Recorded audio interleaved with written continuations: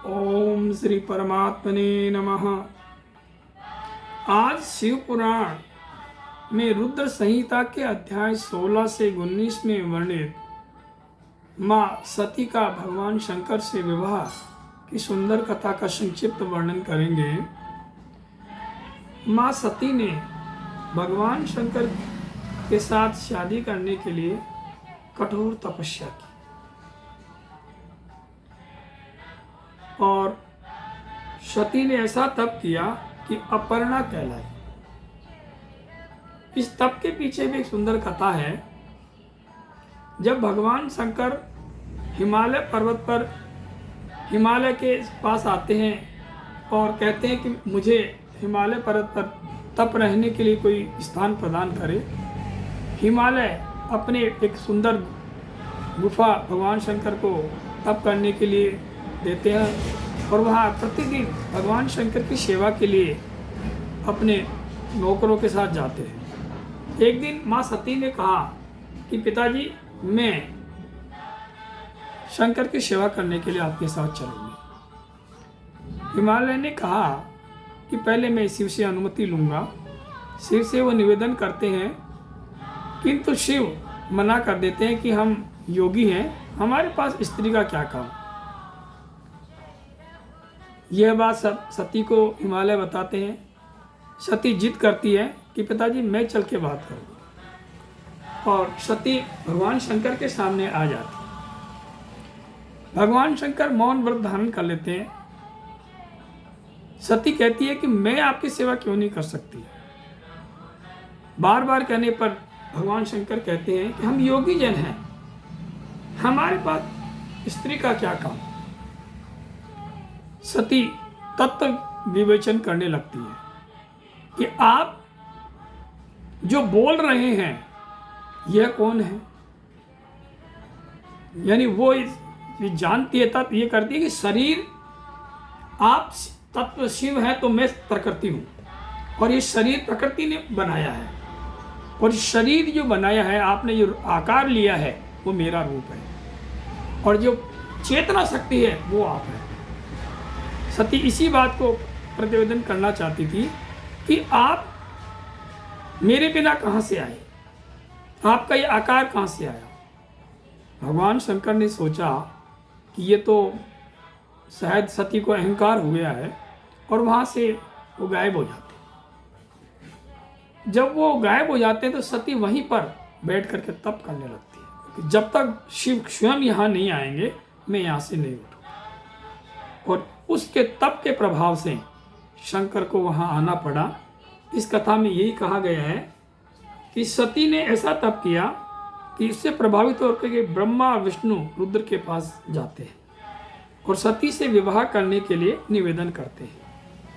शिव उनकी प्रार्थना स्वीकार कर स्वयं सती को वरदान देने के लिए वहाँ उपस्थित होते हैं और अपनी पत्नी बनाने का वरदान प्रदान करते हैं। ब्रह्मा दक्ष को अपनी पुत्री सती को भगवान शंकर से ब्याहने के लिए प्रेरित करते हैं, और ब्रह्मा इस बात से बड़े संतुष्ट होते हैं जैसे कि मानो अमृत पीकर अघा गए हों। ब्रह्मा, विष्णु, समस्त ऋषिगण, नारद आदि भगवान शिव के समस्त उपस्थित होते हैं। तदनंतर चैत्र मास की शुक्ल पक्ष की त्रयोदशी तिथि को रविवार को पूर्वा फागुनी नक्षत्र में महेश्वर ने समस्त देवताओं और रुद्रगणों के साथ सती से विवाह के लिए यात्रा प्रारंभ की। दक्ष ने सभी का आदर सत्कार किया। दक्ष ने अपने पिता ब्रह्मा के चरणों में नमस्कार कर विवाह कार्य पूर्ण कराने के लिए निवेदन किया। तदनंतर समस्त ग्रहों के बल से युक्त लग्न को देखकर और मुहूर्त को देखकर ब्रह्मा ने भगवान शंकर के हाथों सती को सौंप दिया। उस समय नाच गान के साथ उत्सव मनाया जा रहा था। ब्रह्मा जी ने नारद से कहा कि दक्ष कन्यादान, ये कथा ब्रह्मा जी नारद जी को कह रहे हैं।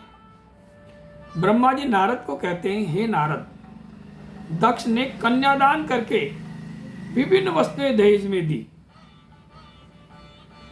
फिर ब्राह्मणों को धन बांटा। तदनंतर विष्णु भगवान ने शिव तत्व का वर्णन करने लगे। भगवान शिव के सामने उनसे निवेदन कर शिव तत्व का वर्णन करते हैं।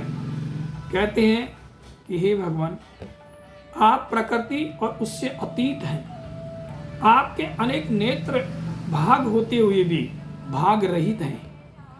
आप ज्योतिर्मय स्वरूप वाले हैं। हम तीनों ब्रह्मा विष्णु महेश आपके ही अंश हैं, जो कि सृष्टि का रचना, पालन और संहार का कार्य करने के कारण अलग हुए से प्रतीत होते हैं। ब्रह्मा जी ने विवाह संपन्न कराया, अग्नि के फेरे लगवाए। इससे संतुष्ट होकर के शिव ने ब्रह्मा जी से कहा कि हे ब्रह्मदेव, कुछ दक्षिणा मांगो, मैं आज प्रसन्न हूँ, आप जो चाहो वो मांग सकते हो। ब्रह्मा ने कहा, हे शिव, आप प्रसन्न हैं तो मुझे यह वर दीजिए कि आप हमेशा हमेशा के लिए इस वेदी में स्थापित हो जाएं।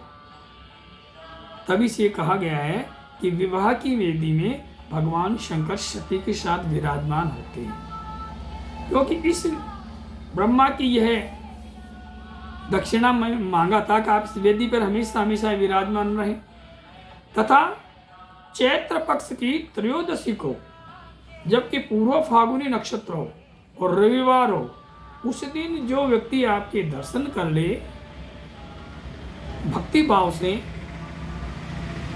उसकी सभी इच्छाएं पूरी हो, उसके विपुल पुण्य में वृद्धि हो, सब रोग दोष नाश हो जाए। और जो नारी ऐसे समय आपका दर्शन कर ले, चाहे वो दुर्भगा हो, वंध्या हो, उसके समस्त दोष नष्ट हो जाए। यह मुझे आशीर्वाद दीजिए। ब्रह्मा जी के ऐसे वर मांगने पर भगवान शिव प्रसन्न होकर कहते हैं कि हे ब्रह्मदेव, मैं आज से सती सहित इस वेदी के मध्य भाग में स्थापित रहूंगा, तथा आज के दिन अर्थात चैत्र शुक्ला त्रयोदशी को, जबकि पूर्व फागुनी नक्षत्र और रविवार हो, उस दिन सती सहित मेरे जो व्यक्ति दर्शन करेगा भक्ति भाव से, उसकी सभी मनोवांछित फल प्राप्त होंगे। ऐसा आशीर्वाद देकर के परमेश्वर शंकर दक्ष से विदा लेकर कैलाश जाने को उद्यत होते हैं। शिव सती के साथ हिमालय पर्वत में सुशोभित कैलाश धाम जा पहुंचते हैं। वहां समस्त देवताओं और मुनियों को आदर से विदा करते हैं। जो व्यक्ति इस सती और शिव के रुद्र के विवाह की सुंदर कथा का श्रवण करेगा, उसकी सभी मनोवांछित इच्छाओं को प्राप्त करेगा। ऐसा शिव पुराण वर्णन करते हैं। ओम नमः शिवाय।